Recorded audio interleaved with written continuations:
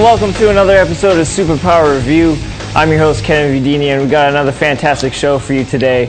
As we all know, that Marvel comic book sales has been in the down low for quite some time, and this was a highly suggested show topic to talk about. And so I wanted to welcome my guest, the Canadian Geek. He has returned. Hello, Chad. What's going on? Hey, what's it all about? No, that's a boot. You're doing it wrong yourself. A boot. Chad, I want to thank you first off for coming on the show today and coming on such short notice.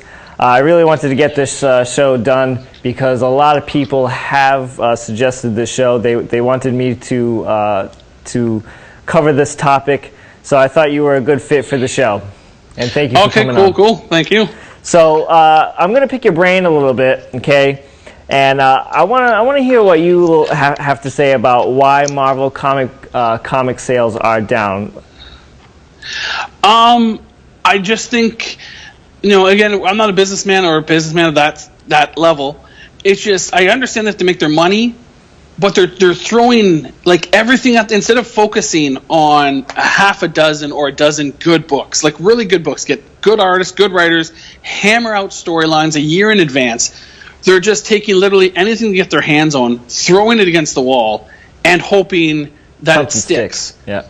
Because they wanted to draw more, like, let's pick my favorite character, Wolverine. Yeah. They wanted to take more, make X-23, Laura, get her more prominence. They kill Wolverine. They can sit there and give us 1,000 reasons. You killed him because you wanted her to be popular. Yeah. But what happened? The writing sucks. The art, even though Leonard Kirk is great, it's not amazing. It's not keeping the fans. We want the Wolverine back. So we said, oh, well, this new generation, since we're talking about off camera. Oh, we'll put Thor and Jane Foster together and X-23 and Wolverine together and Amadeus Cho, who's a crappy Hulk, with Hulk. And we're doing all these things. True. He's really bad. They're not understanding. I don't want him with her. Why? Like, Batman and Robin worked because it's Batman and Robin. They're they're kind of an anomaly. It's no good. None of the books are good. I want to see X-23 and Wolverine together taking apart bad guys if it's done well. Yeah, right. Well, Chad, when's the last time you went to pick up a brand new Marvel comic on New Comic Book Day? Last week. Last week. Oh, okay, all right. Every week, Wednesday. So okay. So I haven't picked up. I only buy two Marvel series, and that's Old Man Logan and Secret Empire. All right. Because they're actually doing a decent job with that. Well, I haven't picked up a new Marvel comic in at least 2 to 3 months now. Okay, so the last Marvel comic book I picked up was a Venom title. Venom started off promising, and I've said recently it was good until it just fell off of a ledge, and I said I don't give a crap anymore. It's just becomes bad stories, and Marvel does a lot of cash grabs, as we all know. They put over 50 titles in 1 month. Okay, and that's a lot. Yeah. You're setting up yourself for failure if you're putting that many titles on the shelves every week, or every month. Because you're just setting up yourself for failure. You're expecting high expectations, and not only are they putting 50 titles a month on the shelves, 20,000 copies or less are being sold. I know, and they don't seem to, and maybe we're looking at it the wrong way, because maybe they're looking at it, they're like, hey, we're still making money, because a lot of companies, they're like, well, putting our own product out, it costs us pennies on the dollar to make it, so let's just make it and it's still profit, where we might be thinking they're losing money. That could be one part of it. But as far as the product goes, and maybe it's because someone at Disney has control over Marvel Comics now, and they're thinking that, oh, the movies are going to do it. It's like, yes, the movie base, like, I love Guardians of the Galaxy. Guardians of the Galaxy 2 was fun. It wasn't as good as the first one. But I still have never touched a Guardians of the Galaxy comic because I don't like the comics. So I don't care how many movies you make; it's not going to make me go read the comics. Exactly. Well, that's the other thing too. Like, I never picked up a Thor comic in my life, and you know what I liked? I liked the Thor movies. I thought the Thor movies were really good. Some movies, in my opinion, make a comic book character cool. You know what I mean? I despise. I can't say I despise. I don't really like Superman at all. Okay, I can't stand Superman, but you know what? The Superman movies are really cool. You know, the movies made Superman cool for me, but we're getting off topic. Now I'm getting into DC. We're talking about Marvel Comics and why they suck. But, so my question was to you if you thought Disney was part of the problem, but you pretty much already covered that. Well, yeah, like I don't know if they're part of the problem. I don't know if it's actually their fault. I'm just wondering, behind the scenes, who's making the decisions, because like Fantastic Four as an example, they're with Fox and stuff in the movies, but as far as the books, they've canceled them, they ended them. Instead of canceling titles or having, like, they put out, like, I think 6 months ago, they came out with a report where I think All New Wolverine or Squirrel Girl or one of them was the highest grossing book, and even it was selling less than 20,000 copies. So get rid of all the junk. Get all those good writers and all those good artists and do almost like, not an Elseworlds thing, but start like a mini-series. We could take, like, say, the Fantastic Four. Do a 6-part mini-series twice a year or one time a year and say, guys, do whatever you want. It'll be its own standalone miniseries. It has nothing to do with continuity.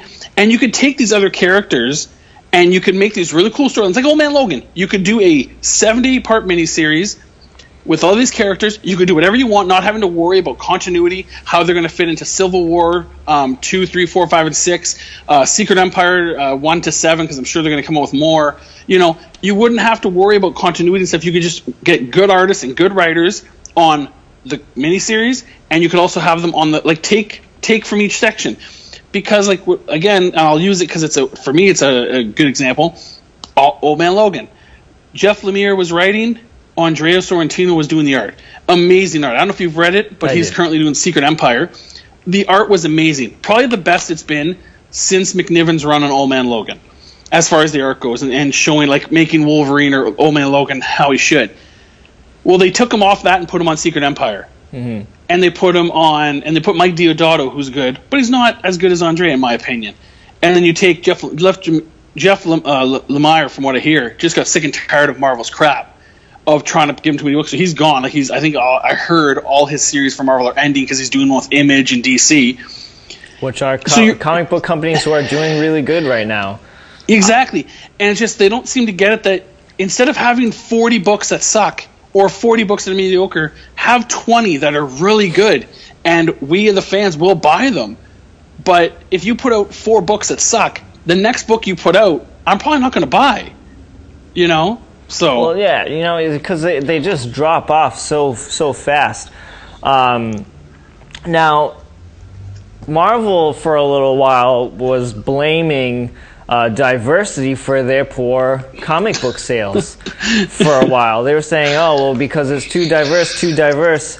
And, you know, some of the stories were really good. Like, you know, I like Miles Morales' Spider-Man. I think he's really cool, and I really like his costume and the different gimmicks he has. You know, Jane Foster as being Thor, you know, I didn't hate it. You know, Thor became unworthy of the hammer, and then Jane Foster became worthy of it. Okay, I bit into it a little bit. Kind of cool. I didn't like. I don't remember her name, but I didn't like the woman as Iron Man. I thought that was stupid. Jane Foster. Yeah. Oh no, the Riri. Yes, thank you. Yes. Yeah. But, you know, so they blamed diversity, you know, because they had to blame it on something. Obviously, it can't be them, right? So they just had to blame something about their poor comic book sales. But, you know, some of it was really good.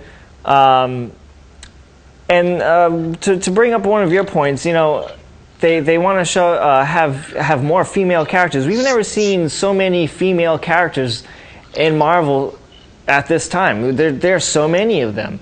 And, you know, I don't have a problem with it, but one of the things you brought up was, you know, Laura takes up the mantle of being Wolverine. And, you know, okay, it's cool. She's her own thing. But, you know, like you said, I would love to see her with her dad messing stuff up. You know what I mean? Yeah, and that's, like I said, that's like they brought out that Generations. They're like, oh, we can give them X-23 Wolverine, but it's not written well. No. I'm not going to read it if it's not done well. And and I'm sure, really quickly on your point about the sales, I'm pretty sure next month they're going to blame the eclipse on blinding the readers. Or they couldn't. It's the it's the sun's fault that they can't read our comics. That's why our sales are down. But they just, again, I don't care. You can bring 1,000 female superheroes or characters. It doesn't really matter as long as it's written well. And because the art only goes so far, you can have great art. But as soon as the writing, like I'm not going to buy, especially with Marvel, $3.99. You come up to Canada, $3.99 turns into almost $5. So I'm not buying $5 books if the story doesn't keep me going. No. Like even Jim Lee, even Greg Capullo, who's one of my favorite guys, and Adam Kubert, and even Frank Miller when he wasn't phoning it in. The art only gets you so far. I need to be engaged to see what happens. Right. And when it's not there. Like, that's why, all these gimmicky characters could be cool. Like, Squirrel Girl. Come on. Squirrel Girl. This isn't not 1945. I'm glad you brought that up. Squirrel Girl. Like, if you want to see why your Marvel sales are down, just look at Squirrel Girl. Yeah. Like, I think, I forget if it was Secret Wars, the new one. Them killing off the Ultimate or the Ultimate Universe or the Ultimate Earth or whatever the hell it was called, was the worst thing they could have done, because now when your sales are down, they could have done another series of Ultimate World, and it's all stories about Miles Morales and Ultimate Thor and all these other characters that aren't really in the mainstream books but people still like, and it's just they're just trying so hard to recapture every big blockbuster they've had, and it's just it's run out of gas. I think it all started, to be quite honest, with the newer Secret Wars, because Secret Wars was awful, and it pissed off a lot of people about what they did. There's just been so many crappy stories. There's always times where I jump back on the bandwagon. I start buying newer books again. If you watched my last episode, I talk about how much I love older comics better. I love my older comics. But sometimes I jump back on the bandwagon and buy new comics. And it's always a hit and miss when you buy newer comics. And I feel like it's such a risk these days to buy a new comic, because when you buy a new comic and if it sucks, you can't get rid of it. You know what I mean? And you go, this is bad. Hey guys, anybody want to buy this? No? No, I'm kind of stuck with it, ain't I? All right, well, that sucks. You know what I mean? So it's really hard. So a new comic book these days can almost be a curse, because I don't have room in my collection to keep new crappy comics. Oh no, exactly, and that's a fair point, and that's why I got a buddy he's in his heaven because he works at a comic shop. He's like, I don't have to buy anything I don't like. I can just read it the night before, and if I like it, I'll buy it. See, and if I don't, I can put it back. That's the pro of owning a comic book shop, ladies and gentlemen. No, Secret Wars was horrible, and like you said, you're just, especially now. I don't know if you've noticed, because I follow a lot of the same people you do on Instagram, so I'm sure you've seen a lot of it. It was variants, like before, it's going almost in patterns.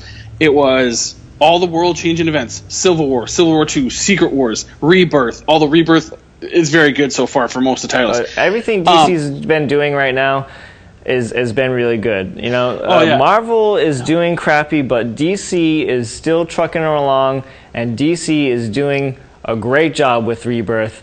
I can't say I like every single title, but on the whole, it's doing pretty good. On the whole, it's doing pretty good.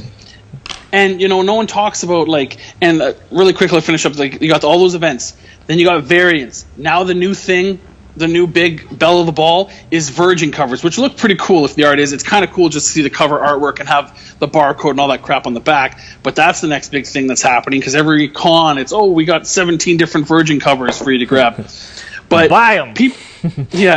But Marvel, it's weird because they wouldn't look at, and I don't know if it's pigheadedness or stubbornness, or maybe they think Disney just they're like the banks were too big to fail. Look at Image. Image never has these giant crossover events. They never have these total universe now. Granted, It's true. because and I watched a really cool documentary. You should see it. It's with Todd McFarlane. It's on YouTube. I forget what it's called, but it's about a 40-minute documentary about him and how he started. Image doesn't own any of their titles, and I think because of that, none of their universes, unless the writers of the books, the creators of the books want it, they're not interconnected. So they haven't set themselves up of having like a great crossover event or whatever, like Civil War, or and then have to repeat it. But Image just trucks along at number 2 and 3, outselling most of Marvel's titles. They're all good books. I don't remember the last time I picked up a bad Image book. Yeah, Southern Bastards is amazing. Saga, although it's not really my bag, it's really interesting. The art's really cool and the story's good. You got The Walking Dead, which is The Walking Dead. No more need to be said after that. It's The Walking Dead. You got The Old Guard. You got it's by Boom Studios actually, but there's another. Anyway, there's tons of good books. Every book they bring out, they're good because they let the artists take their own time and they don't rush things. And I think pretty soon Marvel's going to be taking a dip in sales because all these other studios, especially like even Valiant too with their huge big relaunch. Yeah. It's just there's so many better business models out there. I don't know why Marvel's not saying, okay, well. Well, they're also not. They don't seem to be too worried about it either right now because if they were worried about it, they would have fixed this problem a long time ago. This has been going on for a long, long time. And, they're just cashing in on those movies, and they're really technically just relying on the movies. The movies to them are more important than their comic books right now. Definitely. And DC, it's almost the opposite. Yeah. DC, like, as important, the movies are important, but they've finally realized, okay, we need to keep our fans, the ones that for 20 and 30 and 50 or 60 years have been the one paying our bills. Uh-huh. We have to, and I don't mind it if it goes like, the only time I get upset at a comic book, I don't care if they do new stuff I've never seen as far as story or characters. Something that's brand new, go with it. The only time I ever get irked is when they adapt something from the movie or from a book and then completely change it because it's like, like Dark Knight Returns. How many times, I don't know if you've ever read it if you're a fan, but I'm a huge fan of that series. And I tell my friends who are like, I'm 35, I tell my buddies, like, dude, you got to read this. Like, it's a comic book, but it's from like the 80s. It's good. And like Batman beats the snot out of Superman. It's edgy and it's dark. And then you see the movie and you're just like, what happened? Because it's like, your buddies see it and they go, dude, but you built it up to be this huge thing, and then you're like playing backpedal for 20 minutes going, no, the comic, it does this and this and this. Yeah. But DC and Image are doing something right, and Marvel just, for some reason, refuses to listen to their fans. They refuse to listen to us. And they keep making the same mistakes. Okay, so listen, I got a list of stuff that I gotta say here on why I have personally stopped buying Marvel comic books, and why I don't really want to pick up a Marvel comic book right now. I stopped reading because of crossovers. Number one, there's just way too many crossovers. As you said, crossover this, we got this Spider-Man from this world, and we got Wolverine from this world. I just can't deal with that. Boring stories. If you really want to make your books good again, you really need to bring on some really good writers. You have to get rid of some of those old ones and put in some new ones. You need fresh material, you know what I mean? Fresh blood? Yeah, fresh blood, exactly. You need to recycle once in a while. Even though if it's going to get someone out of a job, don't worry about it. They're going to find something else to write. And you know what? We're always being... there's always a bunch of variant covers going on. Okay, variant covers is getting a little annoying.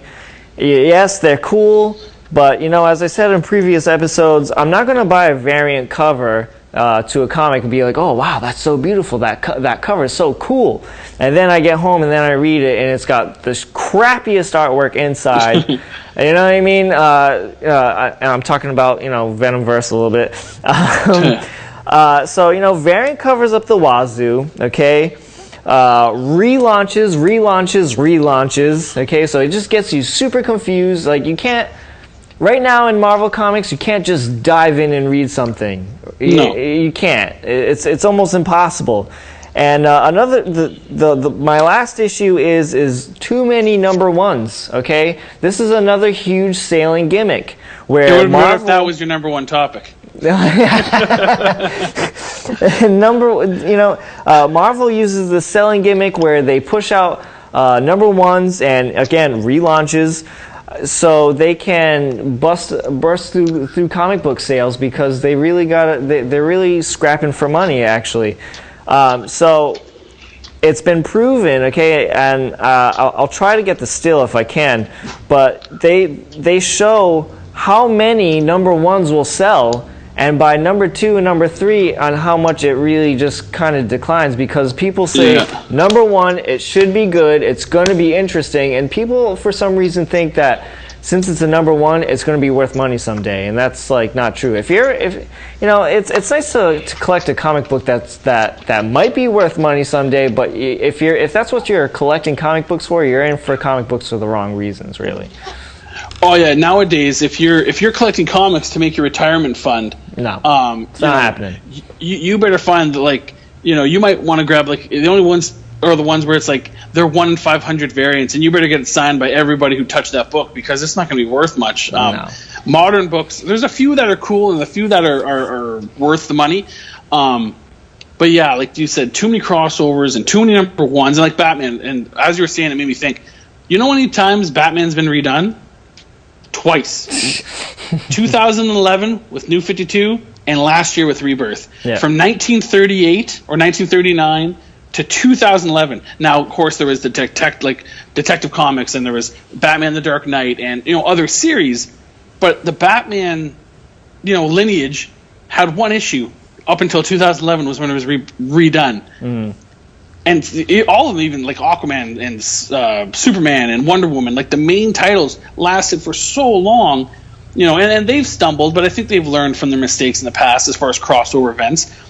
And I just don't know if somebody at Disney doesn't know what they're doing, or like I said before, maybe it just doesn't cost them money. No, maybe right. In the grand scheme of things, they're like, we pay $10 to make something, we get a minimum of $20 back. So at the end of the day, we're still making money. So it doesn't really matter if it does good or bad. But it's annoying when they blame us, the fans. Oh, you guys, it's your fault our books aren't selling good. It's like, no, you're putting out junk. You're putting out crap, and I'm not buying it. yeah, exactly. Don't pee in my face and tell me it's raining.